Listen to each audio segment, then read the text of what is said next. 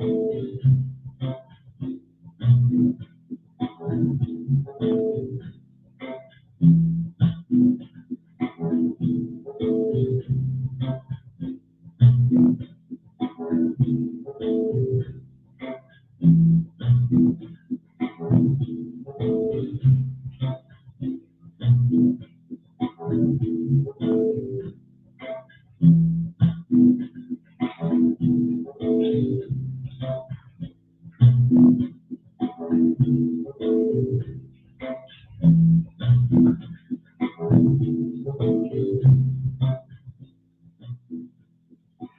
evening, good evening, good evening. I do hope all is well with you.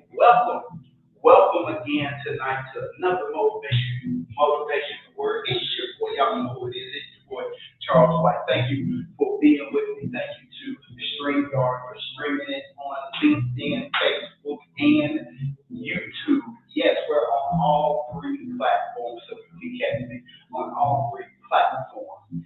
LinkedIn, Facebook, and YouTube. Yes, you can catch me at all three.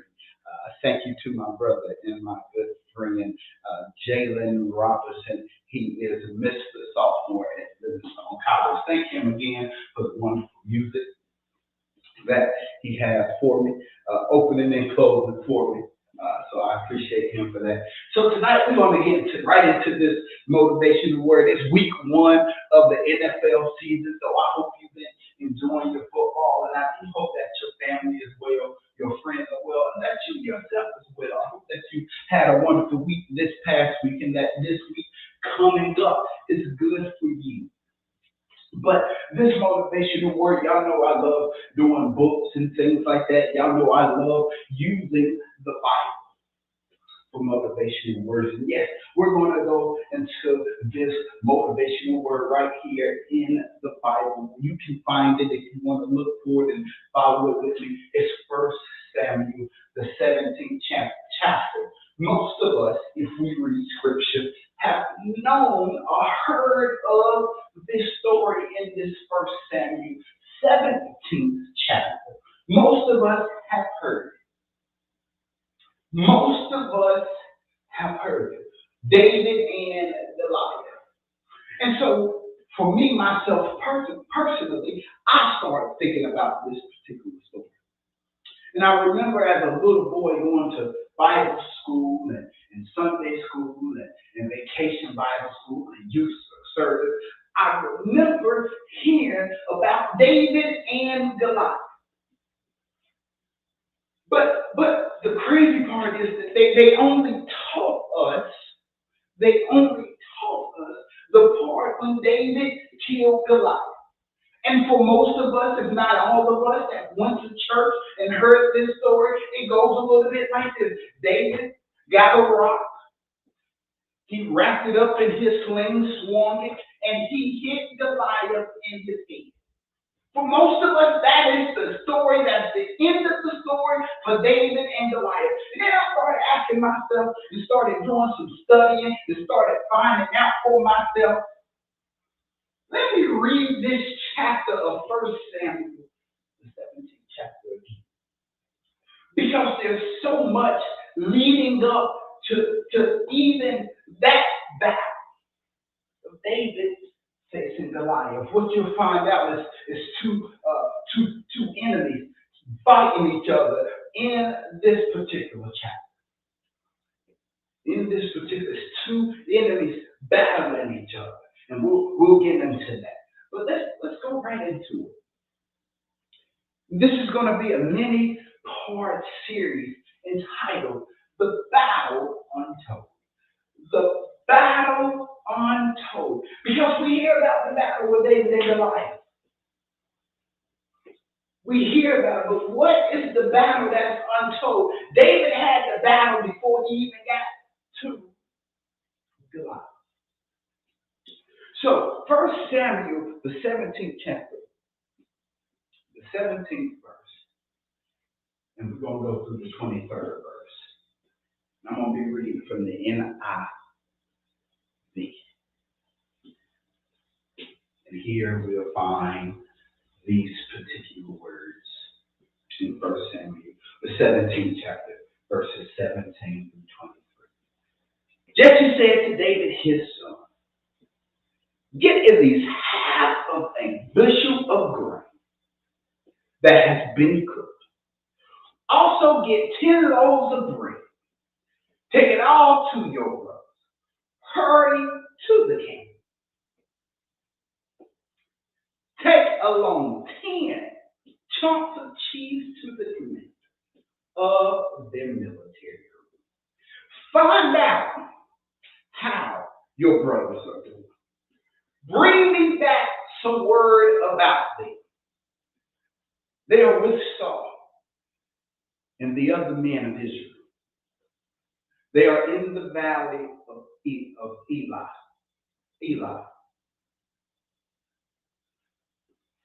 They are fighting against the Philistines. Now, let me stop right there. The Israelites was battling the Philistines. So there you go.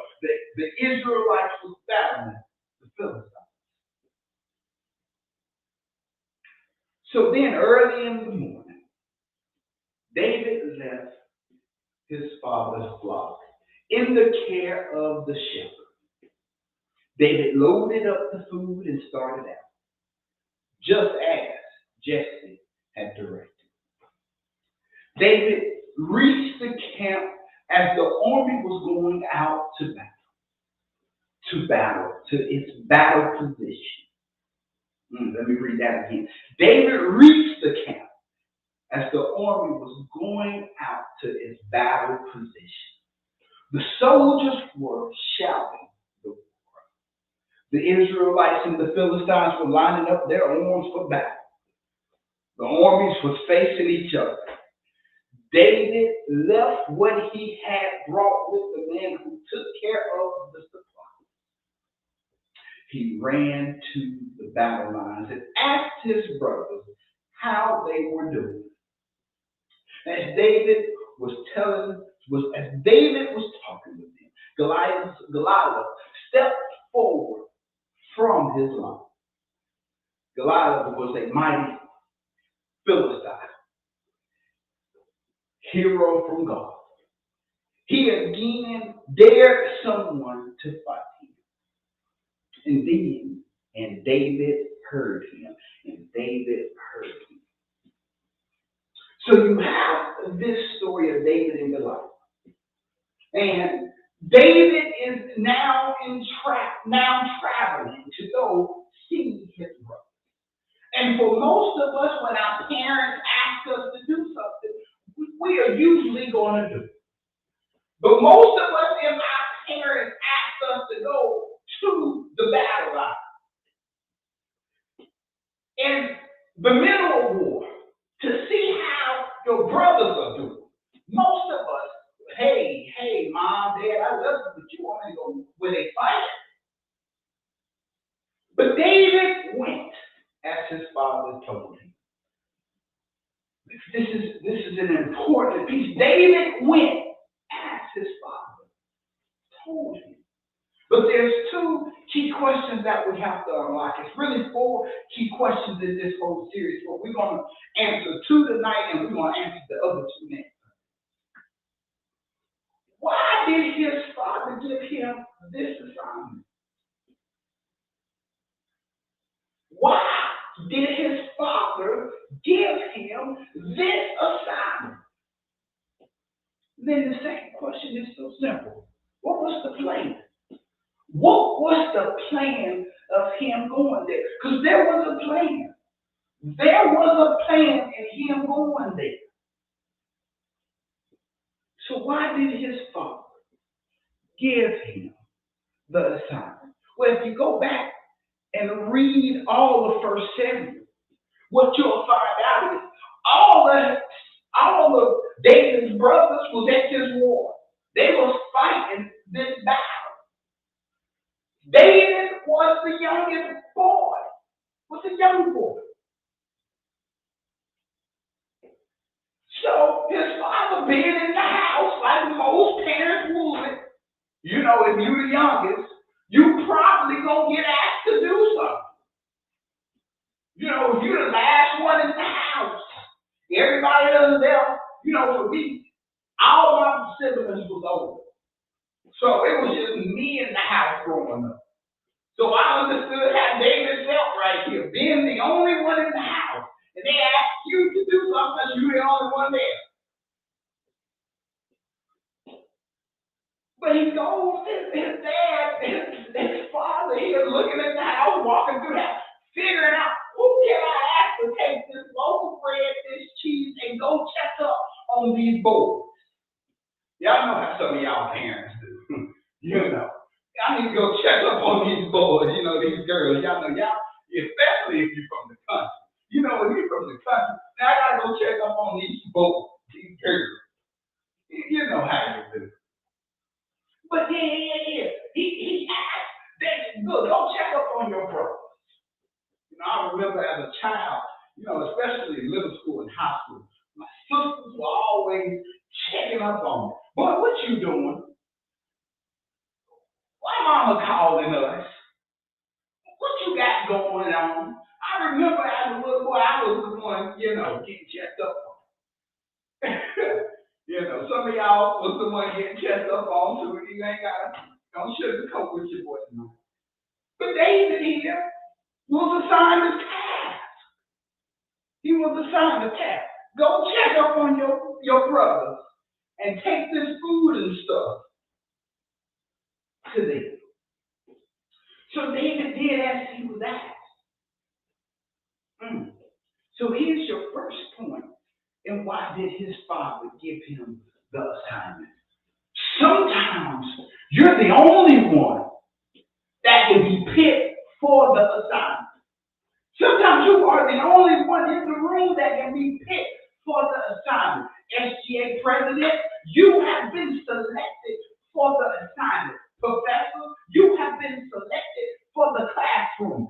Doctors, lawyers, nurses, you have been selected for this assignment. Do not take your assignment lightly. You were selected for this purpose and this season. That's why out of all the people in the room, they picked you. They could have picked anybody else, but they chose you. David could have been out and about, and his father could have chose somebody in the neighborhood. And David's story could have went a whole nother direction. But David doing what his father asked him to do. His father said, look, I need you to take this stuff to your brothers, and I need you to check up on them. Young people, college students, children, I know this ain't going to sound cool, but please listen to your parents. Yes, listen to them. Just don't watch them. Listen to them. Parents, I need you to be listening to what you're saying. Uh-oh. I got to step on your toes. Kids, listen to your parents, but parents, listen to what you're saying. Listen to the assignment that you're giving them. And it's so funny because I remember being assigned when I was younger. Go to school and get good grades. Now, I went to school. But then good grades part. Your boy wasn't there yet. I'm just going to keep it real. About me. The going to school part I could do. I love being the class clown, being in front of people talking, getting in trouble. But that getting good grades part, that part I just wasn't doing. Parents, the assignment that you give your children is important. It has significance. It has value. Professors, the assignment that you give these students should have value. It should have necessary to it. It should be necessary and it should have value to it. Just don't be giving busy work just to give busy work. But David was the only one there. He was the only one there. Especially for if you got older parents, this technology thing sometimes can get difficult with some parents. And if you're the only child, or you're the youngest, and you're there in the house and all the older siblings are going, you're going to be the one helping them. You were chosen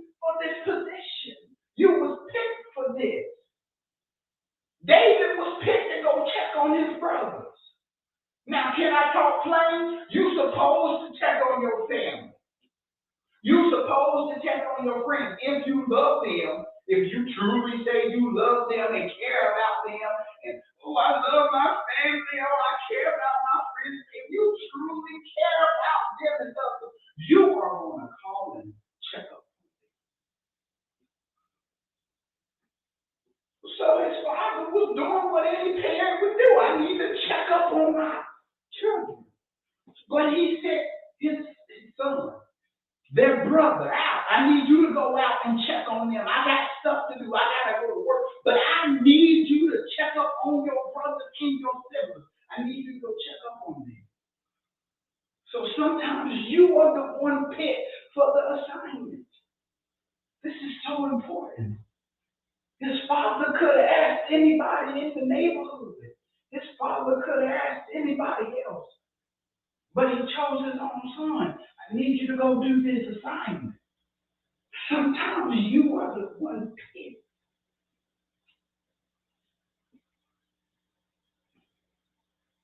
And then your second point is, sometimes you're the only one that can do the assignment. Sometimes you're the only one meant for the assignment. Not everybody else can do what you do. Not everybody else can lead the way you lead. Not everybody else can solve things the way you solve. Maybe you're the only one that can do this certain thing. This is why God is the OG that he is, because he made each of us special in his own image and likeness. He gave all of us a gift. So he gave each and every one of us a gift. Each and every one of us have a special gift and talent that he gave us. Some of us may have more talent than others. Some of us may have more gifts than others.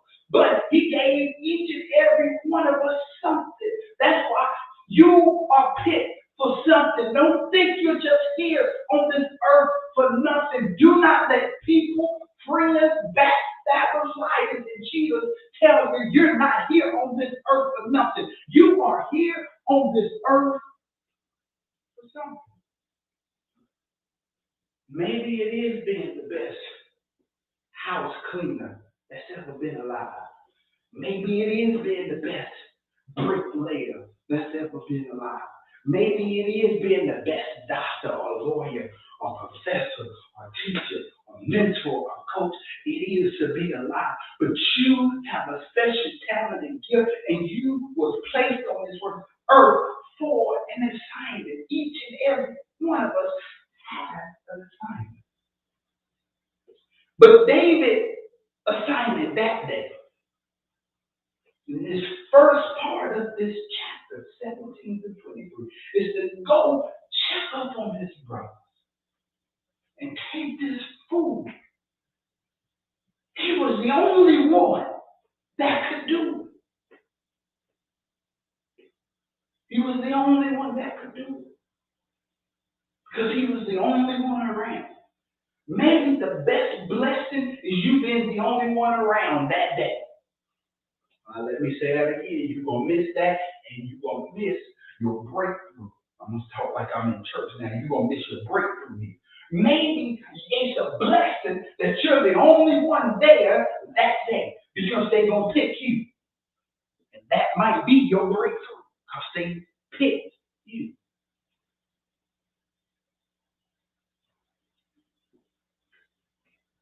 So here's the second question.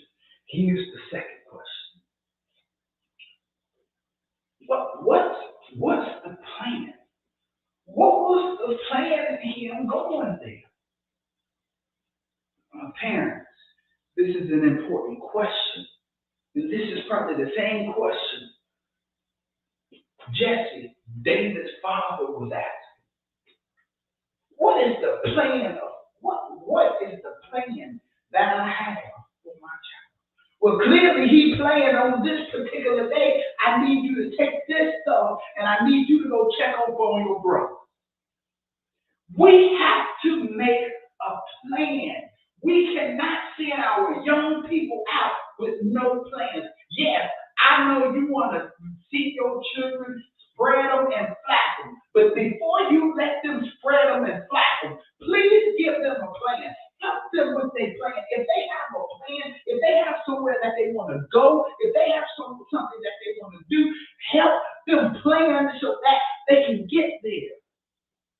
See, Jesse had already planned for David to go kill Goliath. That's why the battle is untold, because there's more within this battle than David killing Goliath. And that story is good and all, but if you understand the battle untold, Jesse had already planned for David to go there. He had already planned it.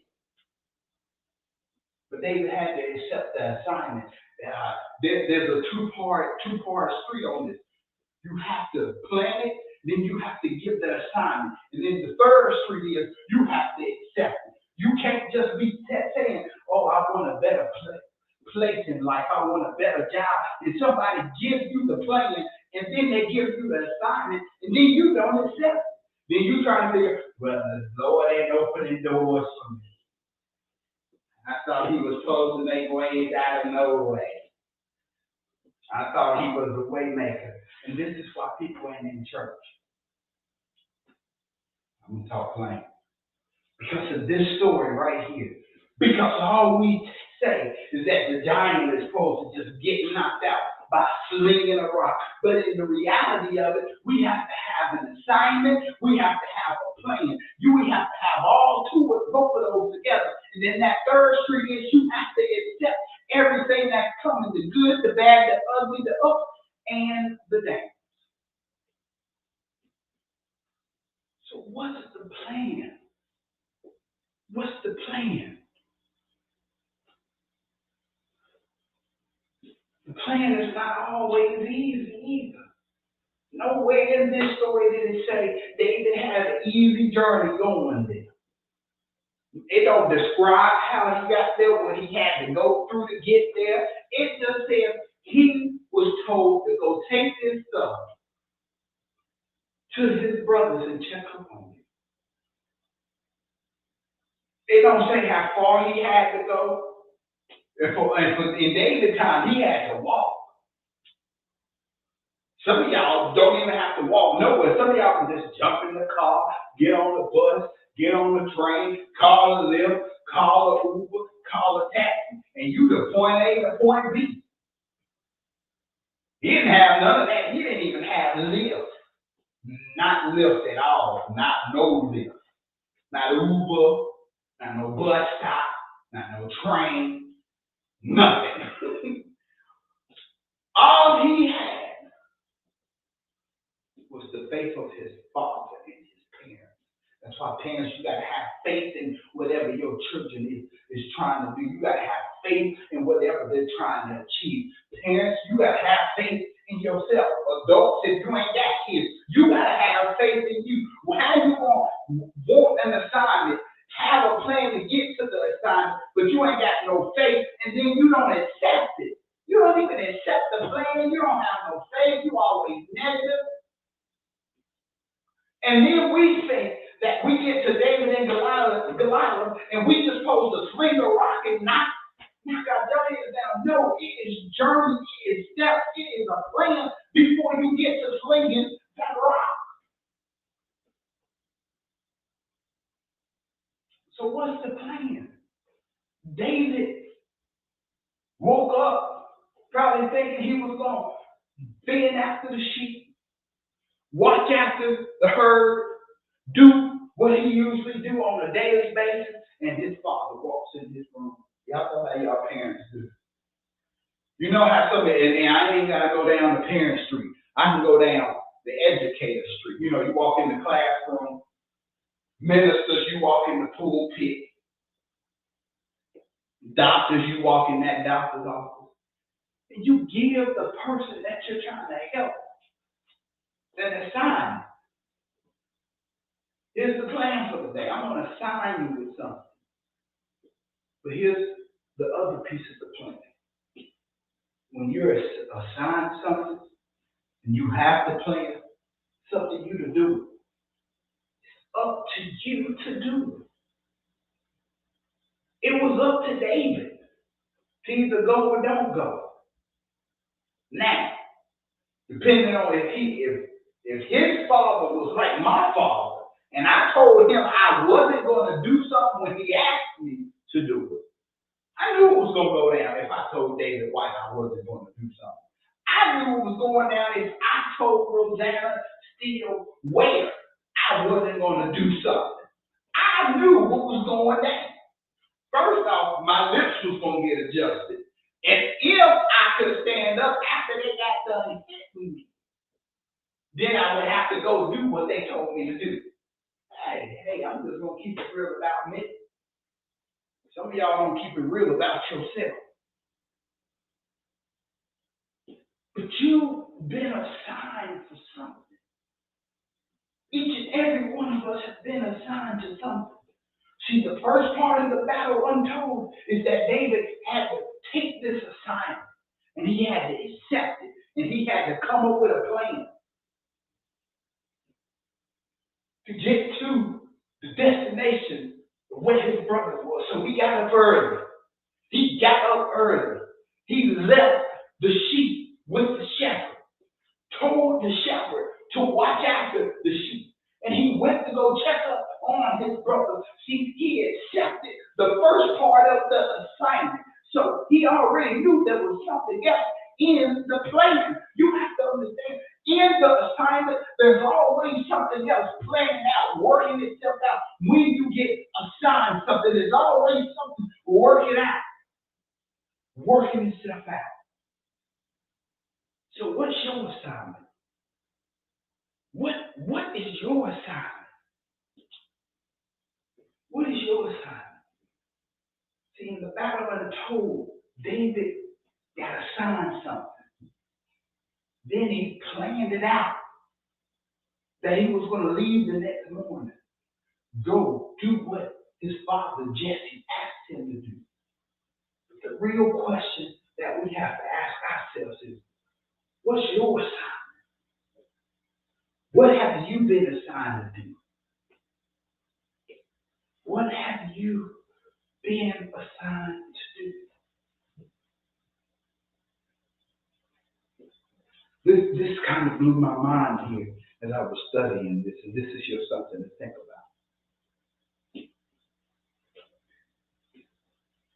Something to think about is this. If we all knew our purpose and our assignment,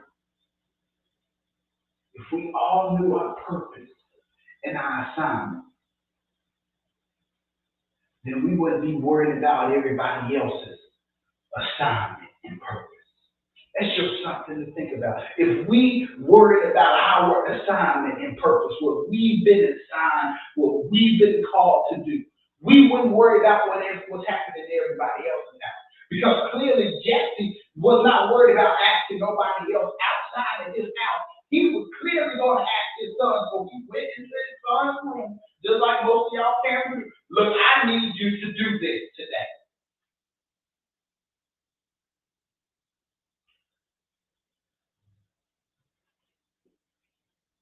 The Battle Untold.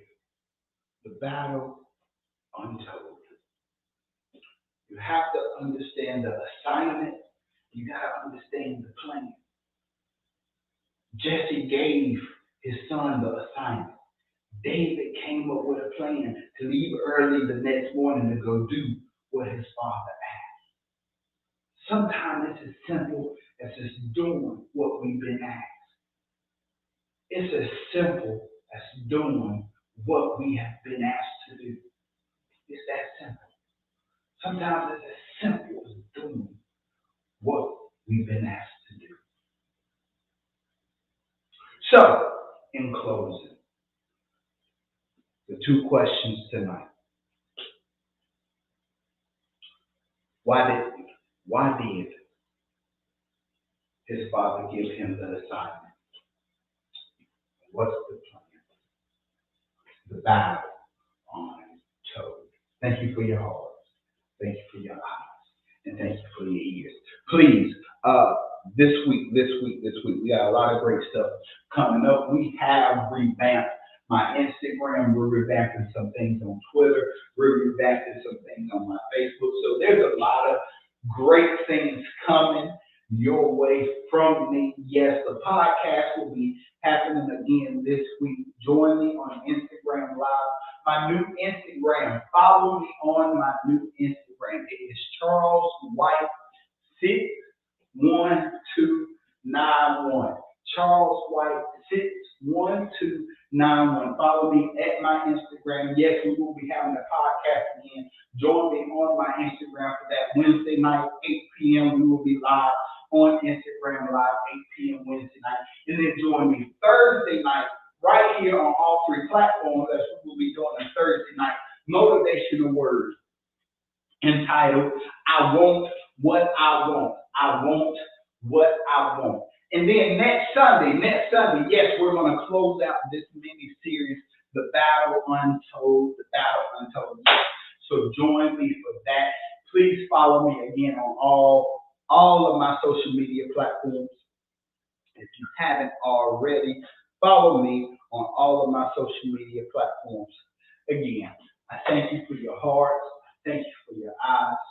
I thank you for your ears. It's your boy Charles. We're signing off. Till we see you, till we meet again. God bless you. Holla at you. John on the beat.